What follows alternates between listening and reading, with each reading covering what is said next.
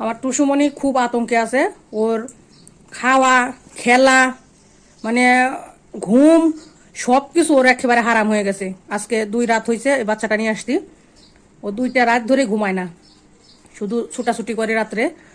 একবার বিছানায় যায়, আবার বাহিরে বের হয়, বারান্দায় যায় বসে থাকে ঘন্টার পর ঘন্টা। যদি ফালানোর চেষ্টা করতাম তাহলে আমি বাসায় মানে তাকে কুড়িয়ে নিয়ে আসতাম না। আবার নিচ থেকেও 2-3 বার করা হয়ে গেছে। ছোট্ট টুনটুনি বাবুটাই যে খাওয়ার জন্য আগে আসতেছে।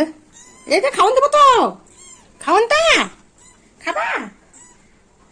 এই যে এখন মা খাওয়ানটা দিয়ে দিল, খাও খাও।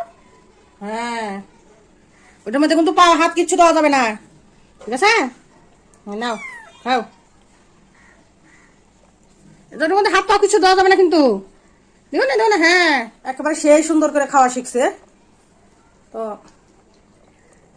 ভয় পাইছিলাম যে এত ছোট বাচ্চা খেতে পারবে কি না। এই যে দেখেন আপনারা, মানে এত সুন্দর করে মানে নিজের থেকে খেতে পারে। আমি তো অবাক হয়ে গেছি যে এত ছোট বাচ্চা অল্প একটু ভাত আর একটু মাছ দিয়ে একেবারে ভালো মতো ব্লেনের মতো হাত দিয়ে ভালো মতো মেখে মেখে মাছের ওই যে মানে ছুপ ছিল যে পানিটা, ওইটা দিয়ে একেবারে ভালো একটা লিকুইড করে দিলাম। এখন এই যে খাচ্ছে, দেখেন আপনারা নিজেরাই দেখেন কেমনে খাচ্ছে। একেবারে সেই সুন্দর। আমার টুসুমনিও এত সুন্দর করে খায় না। আর এই বাচ্চাটা নিয়ে আসছি পরে থেকে। আমার টুসুমণি খুব আতঙ্কে আছে।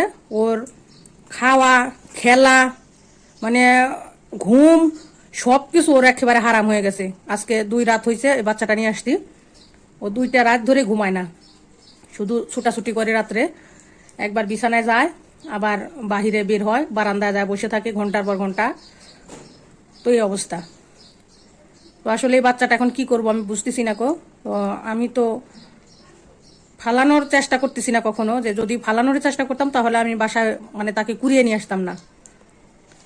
তো এখন এই বাচ্চাটা যদি কেউ নিতে চান, যদি কেউ ইচ্ছুক নেওয়ার জন্য, অবশ্যই আমাকে কমেন্ট করবেন, পরবর্তীতে আর কি যোগাযোগ হবে।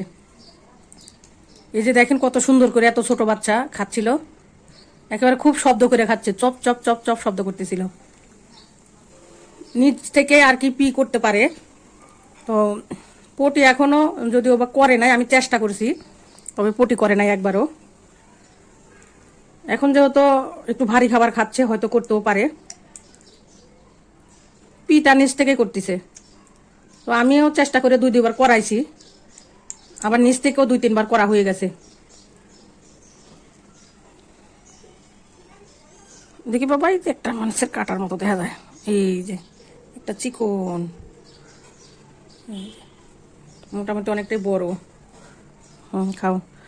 টুনিটা ভরে খায়া এই মশারির মধ্যে এখানে ওই যে একটা ছোট মানে রেকশন বিছাই দিছি বিছানায়, আর একটা ছোট একটা গামছার টুকরা, আর এই মশারিটা রাত্রে দিয়ে রাখি, নইলে মশায় একবারে খেয়ে একবার টপটপে বড় বড় হয়ে থাকে মাছির মতো।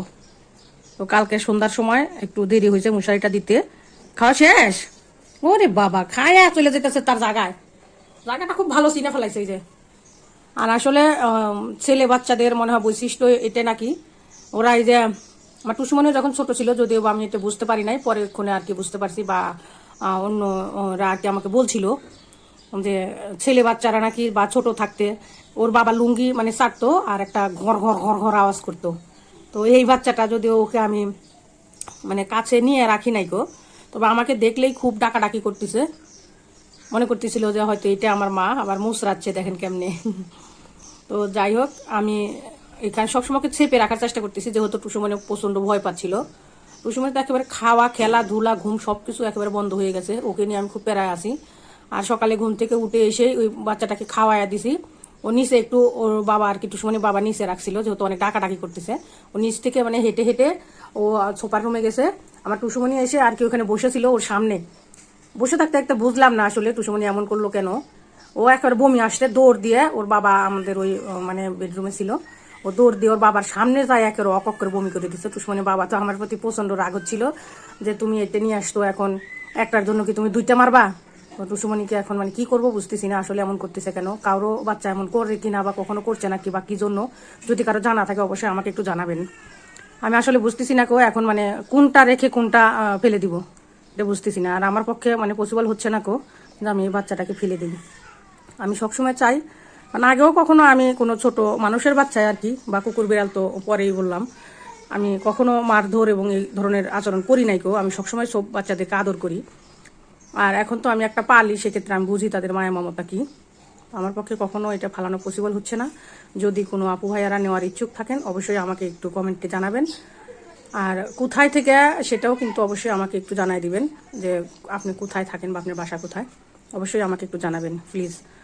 তো বাচ্চাটা মোটামুটি অনেকটাই যে খাওয়া শিখে গেছে, দেখলেন তো নিচ থেকে কত সুন্দর খেয়ে পেটটা ভরলো।